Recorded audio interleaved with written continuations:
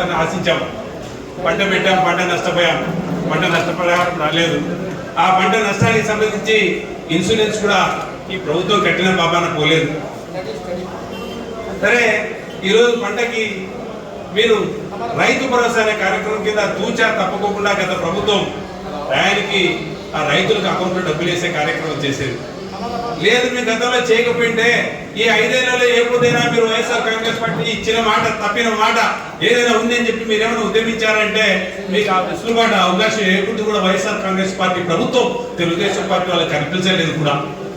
ఈరోజు 6 నెలలు కాలేదు మీ ప్రభుత్వం వచ్చి, 6 నెలల్లో చెప్పిన మాట ఏ మాట నిలబెట్టుకోలేదు. కాబట్టి సమయం ఆసన్నమైంది.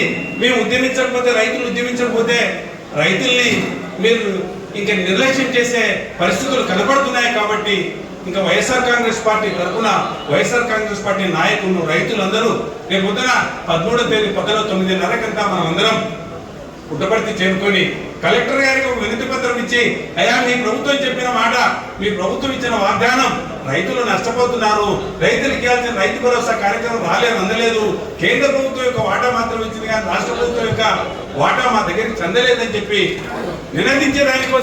నిలదీసేదాని కోసం మనం రేపు పొద్దున పుట్టపర్తికి పోయే కార్యక్రమం చేస్తా ఉన్నాం. మా ప్రియతమ నాయకుడు శ్రీ వైఎస్ జగన్మోహన్ రెడ్డి గారి ఆదేశాల మేరకు ఏదైతే ఈరోజు రైతులు పంటలు పండించి నష్టపోయి ఇబ్బందుల్లో కష్టాల్లో ఉన్నప్పుడు రైతులకు ఏదో విధంగా ఆదుకోవాలని చెప్పి గతంలో ముఖ్యమంత్రిగా ఉన్న జగన్మోహన్ రెడ్డి గారు రైతుల పక్షాన నిలబడి, రైతులకు అండగా నిలబడి, వారికి ఎక్కడ ఇబ్బంది లేకుండా ఆ రోజు 5 ఏళ్ల పాటు కార్యక్రమాలు అన్నీ అందిస్తూ వచ్చారు. ఈరోజు ఈ 6 నెలల కాలంలో ఎక్కడ కూడా రైతులకు ఎలాంటి సబ్సిడీలు కానీ, ఇన్సూరెన్స్ కానీ, రైతు భరోసా కానీ, పంట నష్టపరిహారం కానీ ఏది కూడా ఇవ్వని పరిస్థితుల్లో రైతన్నలు ఈరోజు అకాల వర్షాలతో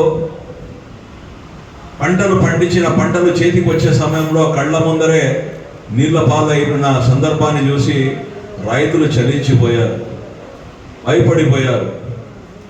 ఈరోజు జగన్మోహన్ రెడ్డి గారు ఏదైతే ఈ రాష్ట్రంలో రైతులందరూ కూడా ప్రతి ఒక్కరూ కూడా సంతోషంగా ఉండాలి, వారికి ఏ విధంగా ఇబ్బంది లేకోకుండా వారిని ఆదుకోవాలని చెప్పి రైతుల పక్షాన నిలబడి ఈరోజు రాష్ట్ర వ్యాప్తంగా 175 నియోజకవర్గాల కలెక్టర్ ఆఫీసుల దగ్గర రైతుల కోసం అన్ని కలెక్టర్ ఆఫీసుల దగ్గర పోయే కార్యక్రమాన్ని ఈరోజు చెప్పడం జరిగింది.